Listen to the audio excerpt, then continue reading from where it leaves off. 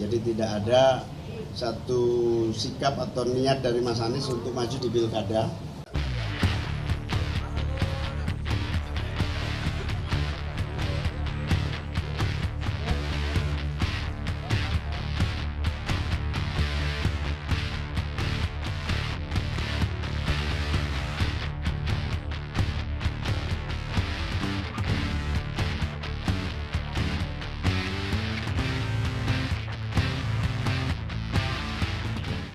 Nasdem sudah membuka peluang bahwa berpeluang untuk mendorong lagi Pak Anies untuk di periode keduanya. Nah ini apakah sudah ada pembicaraan dengan PKB atau PKB juga tertarik untuk membawa Pak Anies untuk di periode kedua ini?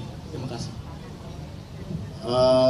Mas Anies dan saya masih konsentrasi pada menunggu keputusan MK. Jadi tidak ada satu sikap atau niat dari Mas Anies untuk maju di pilkada karena detik ini tidak terlintas pun untuk maju pilkada karena kita masih harus melalui proses pilpres yang sampai tuntas.